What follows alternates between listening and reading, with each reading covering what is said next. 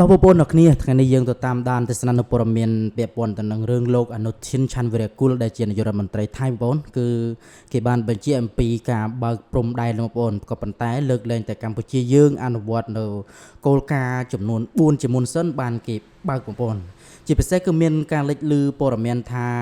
មានការបើកព្រំដែននៅថ្ងៃទី1ខែវិច្ឆិកាថ្ងៃនេះគឺលោកអនុทิនគេចេញមកបញ្ជាបងប្អូនហើយរឿងបើកព្រំដែននេះបងដែរកម្ពុជាក៏មិនទៅជាអង្វរលន់តួដល់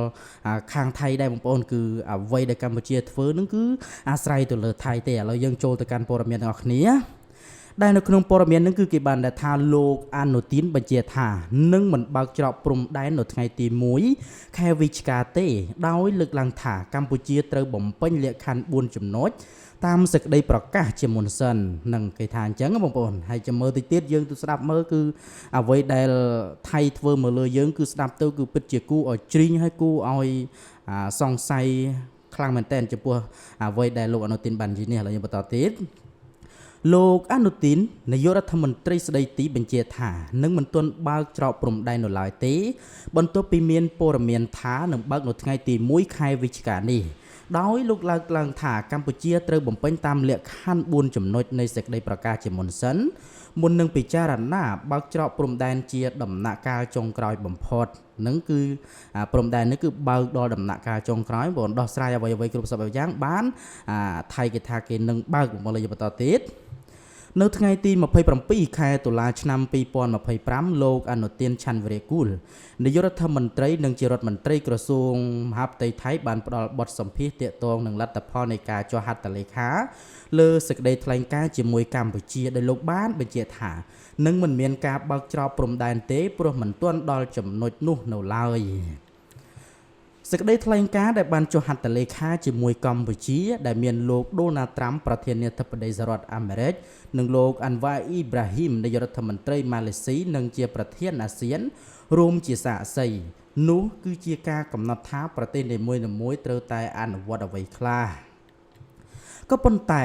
ប្រទេសថៃក៏ល្អជាងដែរព្រោះមិនមែនជាភាគីដែលបានរំលោភបំពានទេដូច្នេះរាល់ការអនុវត្តទាំងអស់ត្រូវតែចាប់ផ្ដើមពីខាងភាគីកម្ពុជាជាមុនសិនគេលើបងប្អូនគឺថាគេនិយាយថាគេមិនមែនជាភាគីដែលទៅរំលោភបំពានទេអញ្ចឹងបានន័យថាគឺកម្ពុជាយើងនឹងឯងជាអ្នករំលោភបំពានដូច្នេះហើយរាល់អ្វីទាំងអស់គឺកម្ពុជាយើងត្រូវតែអនុវត្តជាមុនសិនគឺខូចខ្លាំងមែនតើបងប្អូនឥឡូវយើងបន្តទៀតដូចជាការដកអាវុធធុនធ្ងន់ចេញពីតំបន់ព្រំដែនដែលកាលពីយប់មិញគឺបានធ្វើរួចហើយគឺកម្ពុជាយើងគឺបានធ្វើហើយបងប្អូនរឿងនេះគឺកម្ពុជាយើងបានធ្វើហើយឥឡូវយើងបន្តទៀតហើយនៅពេលដែលគេធ្វើហើយយើងក៏ធ្វើដែរព្រោះយើងក៏មានអាវុធធុនធ្ងន់ដូចគ្នាប៉ុន្តែនៅក្នុងការចុះហត្ថលេខាគឺมันបានបញ្ជាក់ថាយើងត្រូវដកទេប៉ុន្តែនៅពេលដែលគេបង្ហាញកាយវិការដែលមានចេតនាដកអាវុធធុនធ្ងន់ចេញទៅយ៉ាងសំខាន់យើងក៏បង្ហាញកាយវិការឲ្យគេឃើញថាយើងក៏ត្រៀមខ្លួនជាស្រេចដើម្បីដកដែរដើម្បីបង្កើតឱកាសក្នុងការចរចានិងឱកាសដែលធ្វើឲ្យមានការយោគយល់គ្នានិងបង្កើនកាន់តែខ្លាំងឡើងលោកអនុទានបានបញ្ជាក់បន្ថែមថាជំហាននៅពេលនេះនឹងមានការពិភាក្សាគ្នារវាងកងទ័ពនៃប្រទេសទាំងពីរដោយនឹងពិភាក្សាតាមរយៈបណ្ដាញទ្វេភាគីនិងដំណើរការដកអាវុធចេញរហូតដល់ភាគីម្ខាងទៀតដូចជាប្រទេសថៃមានការពេញចិត្តទាល់តែធ្វើឲ្យថៃពេញចិត្តណាបងប្អូនទាល់តែកម្ពុជាយើងធ្វើឲ្យថៃពេញចិត្តណាបានថៃនឹងគេព្រមធ្វើដែរបងប្អូនទាល់តែអញ្ចឹងទៀតបងប្អូនមិនដឹងជាធ្វើអ្វីបានថៃពេញចិត្តទេឥឡូវយើងបន្តទៀតដោយមានអន្តរការីគឺគណៈអ្នកអង្កេតការអាស៊ានជាតំណាងជំនួសការទូតយោធាអាស៊ានដែលនឹងមកធ្វើជាតំណាងជាអ្នកបញ្ជាក់ថាភាគី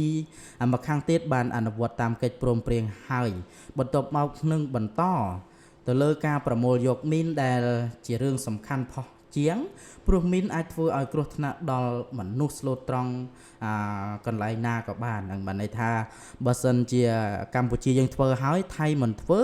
មានក្រុមអ្នកអង្កេតការអាស៊ាននឹងជាអ្នកចាំត្រួតពិនិត្យត្រួតមើលផងដែរនឹងគឺជាចំណុចល្អដែរបងប្អូនលើបន្តទៀតដោយអ្នកដែលធ្វើការប្រមូលយកគឺភាគីថៃហើយមានគណៈអ្នកអង្កេតការអាស៊ានជាអ្នកអង្កេតការតាមឃ្លាំមើល ហើយយើងក៏មានការរំពឹងទុកថាភាគីកម្ពុជានឹងមិនរារាំងទេដែលគេថានឹងមិនរារាំងឡើយព្រោះវាជាចំណុចមួយនៅក្នុងចំណោមកិច្ចព្រមព្រៀងនៃសេចក្តីប្រកាសហ្នឹងហើយគឺថាបើភាគីកម្ពុជារារាំងនឹងមានបញ្ហាឲ្យថៃគេចោទបែបនេះបែបនោះទៀតហើយបងប្អូនឥឡូវយើងបន្តទៀតក្រោយមកទៀតនឹងមានការពិភាក្សាអំពីពួកនៃឆោបបោកស្វែងរកវិធីការពារនិងបកក្រាបអក្រិតកម្មបច្ចេកវិទ្យាបញ្ជាក់ថាភាគីថៃបានអនុវត្តយ៉ាងពេញលេញរួមទាំងការកាត់ផ្តាច់សញ្ញាអ៊ីនធឺណិតការស៊ើបអង្កេតប្រតិបត្តិការផ្លូវហិរញ្ញវត្ថុការចោទប្រកាន់លើអ្នកពាក់ព័ន្ធហើយយើងក៏កំពុងរងចាំភាគីកម្ពុជាផ្ដល់ព័ត៌មានបន្ថែមដើម្បីមកចូលរួមកម្លាំងគ្នានិងបង្ក្រាបចុងក្រោយគឺការគ្រប់គ្រងតំបន់ដែលជាតំបន់ត្រួតស៊ីគ្នាឥឡូវនេះយើងផ្ដោតលើភូមិបាននងច័ន្ទនិងបាននងយ៉ាកែវខេត្តស្រះកែវផ្នែកខាងកម្ពុជាដែលរំលោភចូលមកក្នុងប្រទេសថៃក៏មានហើយផ្នែកខាងថៃដែលរំលោភចូលទៅក្នុងប្រទេសកម្ពុជាក៏មានដូចគ្នាបងប្អូនកន្លែងនេះគាត់បញ្ជាក់ហ្នឹងបងប្អូនគឺគាត់និយាយបែបនេះមិនមែនថានិយាយល្អទេគាត់និយាយនឹងដើម្បីរបៀបថាជាការយកចិត្តកម្ពុជាយើងកុំឲ្យថាយើងនឹងជាអ្នកខុសតែមួយខាងព្រោះអីកាលណាបើនិយាយថាយើងកម្ពុជាខុសតែមួយខាងនៅក្នុងចំណុចនេះគឺវាមិនត្រឹមត្រូវហើយក៏វាអាចមានផលប៉ះពាល់ទៅប្រទេសថៃដូច្នេះគាត់និយាយនេះដើម្បីជាការលើកទឹកចិត្តកម្ពុជាក៏ដូចជាការទទួលកំហុសស្មើគ្នាលោកបងប្អូនគាត់ថាកម្ពុជាយើងរំលោភហើយថៃក៏រំលោភចូលក្នុងកម្ពុជាដែរបងប្អូននិយាយត្រង់កន្លែងនេះគឺបែបនេះឥឡូវយើងបន្តទៀតបើចង់យុទ្ធធัวត្រូវតែយុទ្ធធัวទាំងសងខាងហើយបើបានព្រមព្រៀងគ្នាហើយមានយើងរំលោភចូលគឺយើងត្រូវតែត្រឡប់មកវិញបានន័យថាបើសិនជាថៃរំលោភចូលគឺត្រូវតែថយមកវិញបើកម្ពុជារំលោភចូលគឺកម្ពុជាត្រូវតែថយមកទឹកដីខ្លួនឯងវិញឥឡូវយើងបន្តទៀតហើយរដ្ឋាភិបាលថៃត្រូវតែរកកន្លែងស្នាក់នៅជូនដល់អ្នកដែលរំលោភចូលទៅក្នុងប្រទេសកម្ពុជាដូចគ្នានឹងភាគីកម្ពុជាដែលរំលោភចូលមកក្នុងប្រទេសថៃដែរបើធ្វើបែបនេះបានគ្រោះថ្នាក់ដល់សន្តិសុខរបស់ប្រទេសថៃនឹងថយចុះហើយទៅអាចចាប់ផ្ដើមស្ដារទំនាក់ទំនងការទូតឡើងវិញបានដែលពេលនេះយើងនៅសល់តែ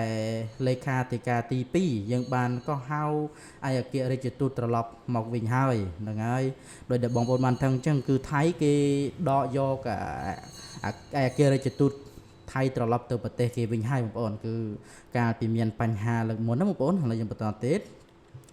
នាយករដ្ឋមន្ត្រីបានសង្កត់ធ្ងន់ថាលោកផ្ទាល់មិនចង់ធ្វើអ្វីបន្តិចម្ដងពេកទេព្រោះវាជាឱកាសដែលយើងបាត់បង់ប្រសិនបើគ្មានគ្រោះថ្នាក់ទៀតទេយើងត្រូវតែប្រញាប់ប្រញាល់ស្ដារទំនាក់ទំនងឲ្យត្រឡប់ទៅចំណុចដែលវាគួរបើលោកនិយាយថាស្ដារលើវិញភ្លាមខ្លាចក្រែងគេមិនពេញចិត្តទៀតប៉ុន្តែសូមបញ្ជាក់ថានឹងមិនធ្វើឲ្យកិត្តិយសរបស់ប្រទេសជាតិខូចខាតជាដាច់ខាតនឹងបងប្អូនថៃគឺចាំតែកម្ពុជាយើងទេរបៀបគេអញ្ចឹងណាគេថាឲ្យយើងដើរមុនបងប្អូនឲ្យយើងដើរមុនបានគេដើរតាមក្រោយហើយឥឡូវនេះមិនថាបញ្ហាសេដ្ឋកិច្ចមិនថាបញ្ហាទំនិញអីទេគឺថៃកំពុងតែដាំក្បាលចុះក្រោមតែម្ដងគឺខាតលុយច្រើនខ្លាំងមែនតើហើយប្រជាពលរដ្ឋកម្ពុជាងាកមកទិញទំនិញក៏ដូចជាបង្កើន